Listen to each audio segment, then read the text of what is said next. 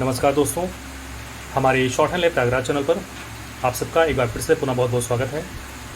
दोस्तों, आज मैं कई दिनों बाद जो है यूट्यूब पे आया हुआ हूँ, क्योंकि कुछ टेक्निकल इश्यूज़ था और कुछ पर्सनल इश्यूज़ था। इसी कारण से जो है मैं अपडेट नहीं कर पा रहा था आप लोग को।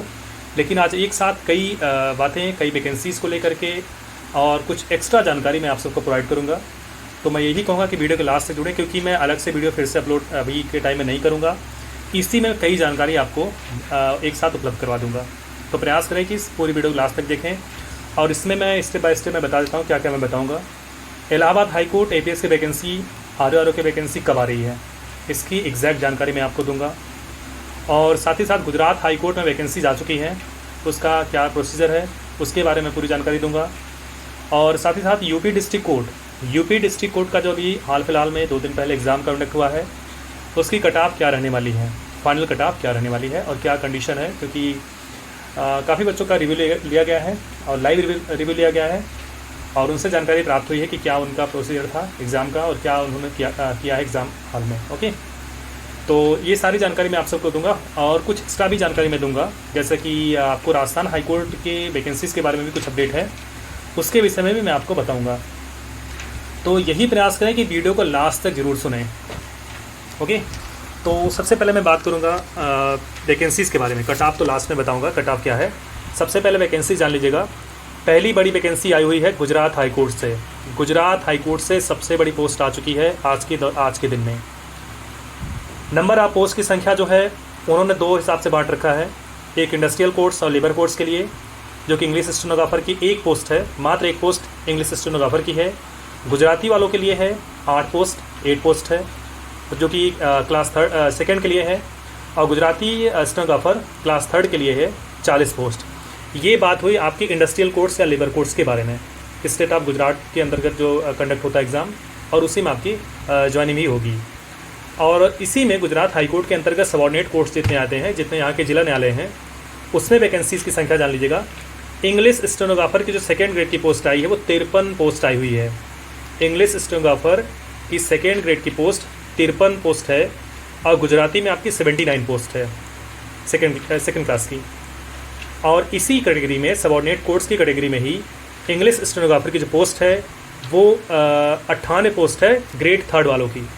इंग्लिश स्टेनोग्राफर की ग्रेड 3 में 98 पोस्ट है और गुजराती स्टेनोग्राफर ग्रेड 3 में 182 पोस्ट है। तो अगर इंडस्ट्रियल कोर्ट्स और लेबर कोर्ट्स को इंक्लूड कर दिया जाए और सबॉर्डिनेट कोर्ट्स को इंक्लूड कर दिया जाए तो देखा जाए तो 152 पोस्ट आपकी टोटल बन रही है इंग्लिश स्टेनोग्राफर की। 152 पोस्ट बहुत बड़ी पोस्ट होती है गुजरात के लिए। मैं कई महीनों से बात कर रहा हूँ कि गुजरात हाई कोर्ट से बहुत जल्दी आपको 150-200 पोस्ट देखने को मिलेगी। लगातार वहाँ चर्चा चल रही थी। हालांकि अभी गुजरात हाई कोर्ट का प्रॉपर एक एग्ज़ाम होना बाकी है। इतना डिले तो करते नहीं वो लोग, पता नहीं कैसे कुछ इशू रहा होगा जो नहीं कर रहे हैं, कंडक्ट करवा रहे हैं, लेकिन प्रॉपर हाई कोर्ट का है। लेकिन ये सबॉर्डिनेट कोर्ट्स का एग्ज़ाम है और 152 पोस्ट आपके सामने दिखाई पड़ रहा है। स्क्रीन पे भी मैंने एक छोटा सा एक क्लिप लगा रखा है, उसको आप देख सकते हैं। वैसे मैं बता रहा हूँ। और अभी मैं इसको टेलीग्राम पे अपने शॉर्ट हैंड लैब प्रयागराज के नाम से जो टेलीग्राम ग्रुप है उसको आप ज्वाइन कर लें। सर्च करेंगे आपको मिल जाएगा शॉर्ट हैंड लैब प्रयागराज, या इसके डिस्क्रिप्शन बॉक्स में जाएंगे, वहाँ पर भी मैं आपको लिंक प्रोवाइड कर दूँगा, वहाँ से भी आप ज्वाइन हो सकते हैं। तो 152 पोस्ट इंग्लिश स्टेनोग्राफर के लिए है। अब देखिएगा, ये तो बात हुई गुजरात हाई कोर्ट की। इसकी एज लिमिट क्या होगी, इसका पे स्केल क्या होगा, तो एज लिमिट के बारे में अभी डिटेल इन्फॉर्मेशन नहीं है, क्योंकि डिटेल नोटिफिकेशन नहीं आया हुआ है। आज शाम तक या कल तक जो है कंप्लीट नोटिफिकेशन आ जाएगा, तो मैं सारी जानकारी आपको वहाँ से प्रोवाइड कर दूंगा, या तो मैं आपको PDF जो है वहाँ से टेलीग्राम लिंक पे शेयर कर दूंगा, या आप ही सर्च करेंगे तो आपको भी मिल जाएगा। तो आप वहाँ जानकारी देख सकते हैं कि दोनों ग्रेड में पे स्केल क्या है और कैटेगरी क्या है। कैटेगरी का मतलब एज में आपको रिलैक्सेशन क्या मिल रहा है। तो ये तो हुआ गुजरात हाई कोर्ट के बारे में। अब हम बात करेंगे इलाहाबाद उच्च न्यायालय के बारे में। इलाहाबाद उच्च न्यायालय की वैकेंसीज जो आने वाली थी आपकी मई में, हाँ ठीक है, मई और जून के आसपास आने वाली थी, जो कि मैं लगातार इसके पहले बताता आ रहा था कि मई जून में वैकेंसीज आने वाली है। और ये आना तय भी था, जिसमें आपकी APS भी बहुत ज़्यादा सीट तो APS की नहीं है, क्योंकि PS कैडर भी इसमें इंक्लूड किया जा रहा है। तो अभी थोड़ा सी दुविधा का विषय है कि APS को पूरी तरीके से एलिमिनेट करेंगे या APS की कुछ पोस्ट पिछली वाली जो है वो देंगे। हालांकि पिछली कोई पोस्ट बैकलॉग में बची नहीं थी, कुछ एक्स्ट्रा ही जोड़ा गया था। तो लेकिन कुछ कैडर को उन्होंने बढ़ा रखा है, जैसे अपने ऑफिस कैडर को उन्होंने इंक्रीज़ किया हुआ है, और कुछ कैडर को वो एक्स्ट्रा इंक्लूड करने के लिए जो है गवर्नर को खत लिख चुके हैं, गवर्नर को उन्होंने लेटर लिखा हुआ है। और इसी कारण से ये वैकेंसी जो है आरओ, एआरओ और एपीएस की जो वैकेंसी है वो सितंबर अक्टूबर के आसपास आएगी। सितंबर अक्टूबर के आसपास ये वैकेंसी आना तय है। ध्यान दीजिएगा, इलाहाबाद हाई कोर्ट की जो वैकेंसी आने वाली है एपीएस की, आरओ एआरओ की, वो सितंबर अक्टूबर में आएगी। और इससे रिलेटेड एक बहुत बड़ी इन्फॉर्मेशन है कि इस बार एग्ज़ाम नेशनल टेस्टिंग एजेंसी तो लेगा ही, साथ ही साथ ये एग्ज़ाम ऑफलाइन ही होगा, ऑनलाइन नहीं होगा। ये खबर पक्की है कि इस बार एग्ज़ाम ऑफलाइन होगा, ध्यान देंगे। चाहे वो आरओ के ले लीजिए, चाहे वो एपीएस को ले लीजिए। और नंबर ऑफ़ सीट जो है इस बार आरओ की ज़्यादा रहेगी, एआरओ की कम रहेगी। आरओ की सीटें ज़्यादा रहेंगी, 200 के आसपास रहेंगी, और एआरओ की सीटें जो है वो कम रहेंगी। एपीएस में दुविधा है।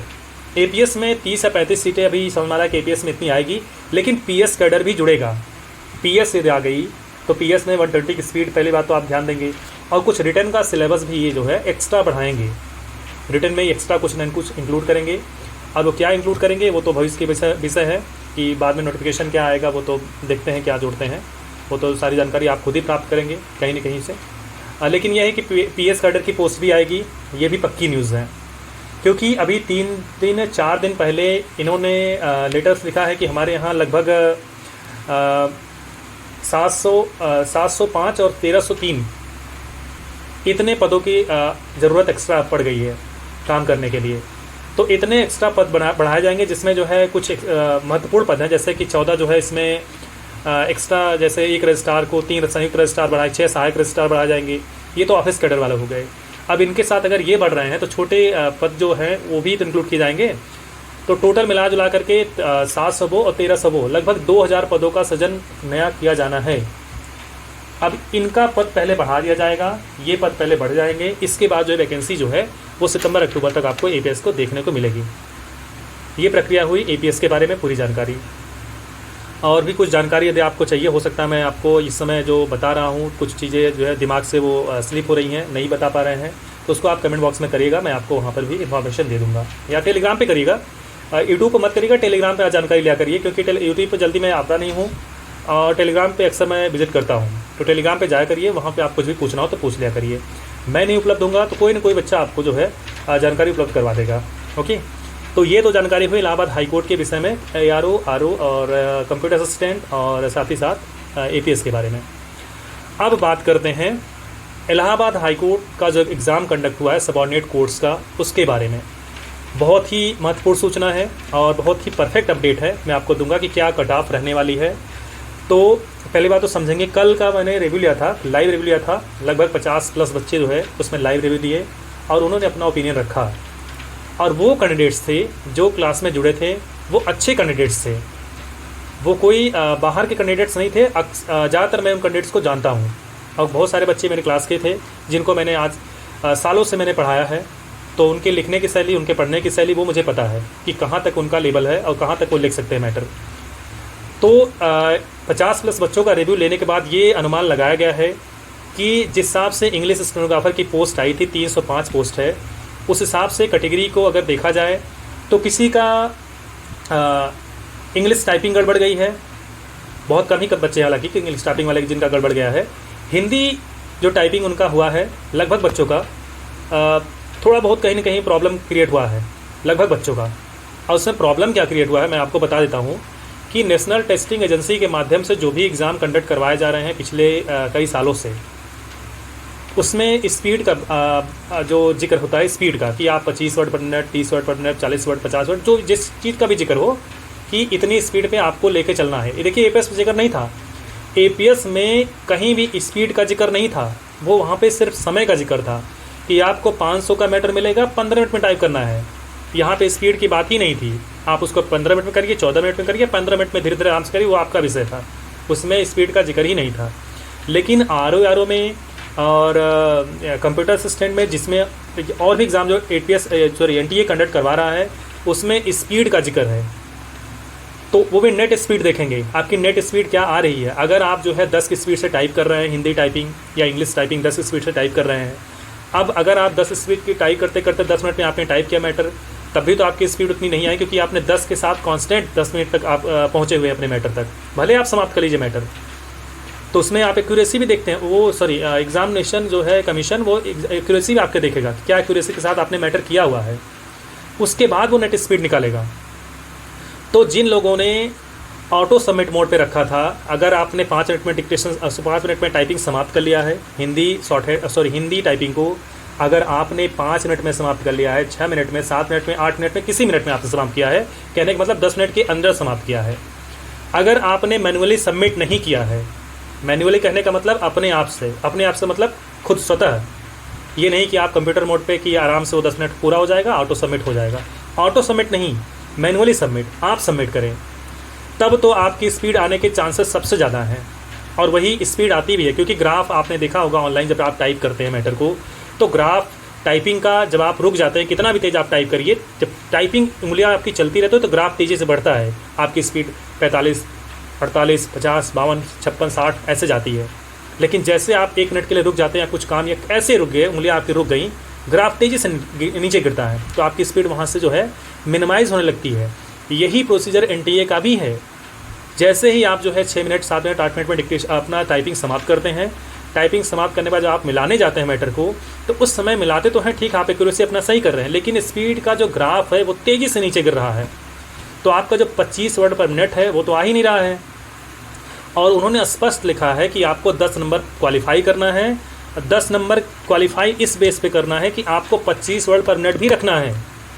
मतलब आप एक्यूरेसी चलो गलत है जो भी है, अगर आप गलतियां भी कर रहे हैं तो 10 नंबर तक पाइए, लेकिन तब 10 नंबर पाएंगे जब आप 25 वर्ड पर मिनट क्वालिफाई करेंगे। पहली बात तो आपको उस मापदंड पर खरा उतरना है, 25 वर्ड पर मिनट। तो लगभग इस रेशियो में जितने बच्चों का रिव्यू लिया गया है, इसमें ज़्यादातर बच्चों का ख़राब ही हुआ है, ज़्यादातर बच्चों का ख़राब हुआ है। ओवरऑल अगर देखा जाए तो लगभग 1600 बच्चों ने कंडक्ट एग्ज़ाम दिया है, सॉरी क्वालिफाई किया है, और जिसमें से लगभग 80% बच्चों ने स्किल टेस्ट दिया है। 80% बच्चों ने स्किल टेस्ट दिया है, और इसमें भी 80% में देखा जाए तो लगभग 20% बच्चे हैं जिनका शॉर्ट हैंड सही है, स्किल टेस्ट सही है, और ये टाइपिंग स्किल हिंदी और इंग्लिश की सही हुई है। तो सब मिला जुला के ये समझिएगा कि आपकी फाइनल कट ऑफ जो बनने वाली है 145 और 150 के बीच में। यदि आप जनरल कैटेगरी में हैं तो आप अपने आप को काफ़ी हद तक सेफ महसूस करिएगा। 150 और 145 के बीच में आपको जनरल कैटेगरी में यदि आप आ रहे हैं तो आप अपने आप को सेफ महसूस करिएगा। अब 150 में आप अपना 60 नंबर 55 नंबर जिस हिसाब से जोड़ रहे हो तो अलग बात है। अब आप जोड़िए कि क्या आपका बन रहा है, क्योंकि शॉर्ट हैंड भी इतना आसान नहीं था। जो बच्चे रेगुलर पढ़े हुए हैं वही लिख पाए हैं। ऑडियो की प्रॉब्लम हर जगह हुई है, चाहे आप IIIT में देखिए, चाहे आप शंभूनाथ में देखिए, चाहे UIT में देखिए, ऑडियो की प्रॉब्लम हर जगह हुई है। थोड़ा सा IIIT में कम था, IIIT के बच्चे काफ़ी अच्छा फिलहाल किए हुए हैं क्योंकि उनको ऑडियो की प्रॉब्लम नहीं हुई है। लेकिन देखो फिर भी वही लिख पाते हैं जिनको प्रॉब्लम नहीं हुई है, वही लिख पाते हैं जिनको शॉर्ट हैंड अच्छा है, वो लगातार कंसिस्टेंसी के तहत जो है लगातार शॉर्ट हैंड पढ़ रहे हैं। ये नहीं कि आज आपने अच्छा मैटर लिख लिया तो वहाँ जाकर भी आप अच्छा मैटर लिखेंगे, एक दिन वाले नहीं।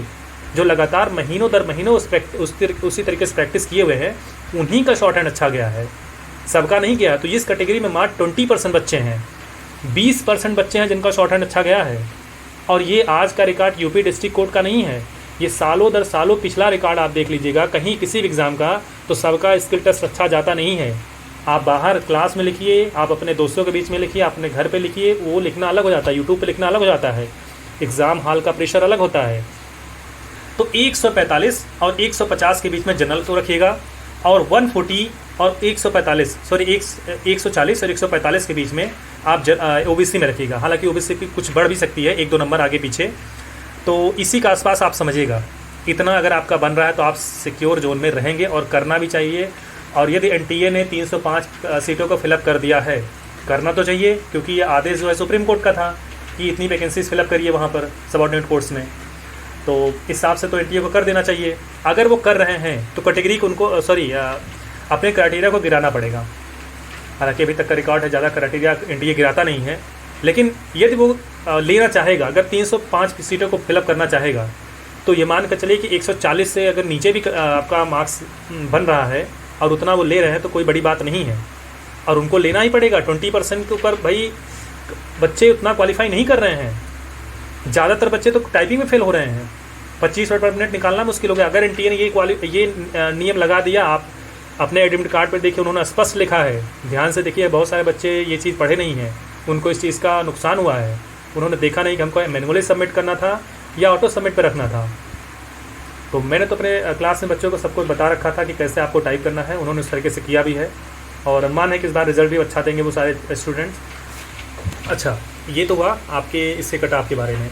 अच्छा, हिंदी वालों, अगर हिंदी वाले कट ऑफ जानना चाहते हैं, हिंदी वाले बच्चे, तो हिंदी वालों की सीटें देखिए ज़्यादा हैं और हिंदी वाले बच्चे हिंदी अपना टाइपिंग अच्छा किए होंगे। इंग्लिश की टाइपिंग की भी उनकी कोई इशू बहुत ज़्यादा है नहीं। जो हिंदी करता है इंग्लिश कर लेता है, उसमें बहुत ज़्यादा दिक्कत है नहीं।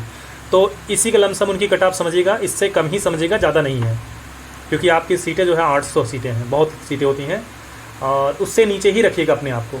140 के नीचे आपका बन रहा है तब भी चांसेस हैं। अगर एनटीए आपको अपने क्राइटेरिया से नीचे रखते हुए आपका सिलेक्शन करवा रहा है तो ये चीज़ समझिएगा। अच्छा, राजस्थान हाईकोर्ट का अब आपको अपडेट बताते हैं। राजस्थान हाईकोर्ट से सारा प्रोसीजर कंप्लीट हो चुका है। नंबर ऑफ वैकेंसीज़ कितनी आ रही हैं इसके बारे में कंप्लीट जानकारी तो नहीं है, लेकिन बहुत जल्द आपको डायरेक्ट रिक्रूटमेंट जो कि स्किल टेस्ट के बेस पे होगा, आपको राजस्थान हाईकोर्ट, प्रॉपर हाईकोर्ट को देखने को मिलेगा। प्रॉपर हाईकोर्ट, सबऑर्डिनेट कोर्ट्स नहीं, राजस्थान हाईकोर्ट जो आपकी जोधपुर बेंच है, जयपुर बेंच है, आपको वहाँ पर रिक्रूटमेंट पीए की पोस्ट के लिए आपको जल्दी रिक्रूटमेंट देखने को मिलेगा राजस्थान हाईकोर्ट से। तो सब मिला जुला के देखिएगा तो इस समय आपके वैकेंसीज़ की भरमार पड़ी हुई है स्टेनोग्राफर के क्षेत्र में। और अभी 2-3 महीने पहले भी मैंने इस बारे में बात किया था कि आने वाले 2 सालों में लगभग 5000 सीटें स्टेनोग्राफर की आ रही हैं। 5000 सीटें मिला जुला के ऑल इंडिया में एसएससी को लेकर के 5000 प्लस सीटें ही रहेंगी, उससे कम बिल्कुल नहीं रहेंगी अगले 2 सालों में। और ये देखिए आना स्टार्ट हो गया है। 152 देखिए हो गया, आपको गुजरात दे दिया। 300 आपका ये आपका इलाहाबाद हाईकोर्ट और 800 हिंदी के लिए हो गया, लगभग 1200। बिहार सिविल कोर्ट आपका पड़ा हुआ है, आप ऐसे जोड़िएगा। 5000 प्लस सीटें, ये फुल और फैक्ट अपडेट है, मैं आपको दूंगा और कहीं नहीं आपको जानकारी नहीं मिलेगी। और यहाँ आपको इस प्लेटफॉर्म पे जो भी जानकारी मिलती है ऑथेंटिक जानकारी मिलेगी, यह ध्यान दीजिएगा। मैं रेगुलर आपको अपडेट नहीं करता हूँ, लेकिन जब कभी जानकारी आपको प्रोवाइड करूँगा तो फैक्ट जानकारी प्रोवाइड करूँगा। और हमारी स्पेशल क्लासेस राजस्थान हाईकोर्ट चाहे हो, चाहे दिल्ली हाईकोर्ट के लिए, चाहे गुजरात हाईकोर्ट के लिए हो, बहुत स्पेसिफिक क्लासेस ऐसे चल रही हैं। आप हमारे ऑनलाइन बैच में एडमिशन करा सकते हैं। अभी सिविल कोर्ट का जो एग्ज़ाम हुआ है, डिक्टो डिक्टेशन आपको वहाँ मिला है, जैसे मैंने यहाँ पे प्रोवाइड किया था एज इट इज़, आपको वहाँ भी लिखने को मिला है। हमारे बच्चों से पूछ लीजिए, जो क्लास करते हैं उनसे पूछे कि क्या मैंने पढ़ाया और क्या वहाँ डिक्टेट किया गया है। तो बिल्कुल इग्नोर ना करें। अगर आप कहीं भी ज्वाइन किए हों तब भी मैं इस चीज़ को नहीं कहूँगा कि वहाँ से छोड़ करके आप मेरे यहाँ ज्वाइन करें, ऐसा मैं बिल्कुल नहीं कहूँगा। आपको जहाँ उचित लगे, जहाँ सही लगे वहाँ क्लास करिए, लेकिन सही प्लेटफॉर्म को चुनिएगा, क्योंकि समय जो चला जाएगा वो समय दोबारा लौट के आएगा नहीं। जो वैकेंसीज़ निकल जाएंगी, क्योंकि बहुत सारे ऐसे बच्चे हैं जो अपने लास्ट उम्र के कगार पर खड़े हुए हैं, तो इनको मैं बार बार यही कहूँगा कि सही प्लेटफॉर्म को चुनें। और मैं आपके साथ बहुत जिम्मेदारी के साथ लगता हूँ, हमेशा अपने बच्चों के साथ। जितने स्टूडेंट्स हैं, पुराना रिकॉर्ड आप देखिएगा कि इसके पीछे मैंने कितने सिलेक्शंस दिए, कितने बच्चे हमारे स्टूडेंट कितने अलग अलग विभाग में सेलेक्ट हो गए हैं यहाँ से क्लास करते हुए। तो बिल्कुल इस जानकारी को इग्नोर ना करें और बच्चों को शेयर करें और बच्चों को आप बताएं कि क्लास को कैसे करना है, क्योंकि वैकेंसीज आपको लगातार देखने को मिलेंगी। और मेरी स्पेशल क्लासेस आपकी Gujarat high court, Delhi high court, Rajasthan high court और पटना सिविल कोर्ट के लिए चल ही रही हैं। आप भी उसमें ज्वाइन हो सकते हैं। सारा जानकारी, इससे रिलेटेड जो भी जानकारी है, मैं आपको स्क्रीन पे एक नंबर दे रहा हूँ, इस पर आप कॉल करके पता कर सकते हैं। और कुछ भी अगर आपको जानकारी चाहिए तो टेलीग्राम से आप जुड़ें। टेलीग्राम पे आपको शॉर्ट हैंड लैब प्रयागराज पे जुड़ने के बाद बहुत सारी एक्स्ट्रा जानकारी आपको वहाँ से मिल सकती है। ओके, ठीक है। नेक्स्ट वीडियो में फिर से मिलूँगा बहुत जल्दी।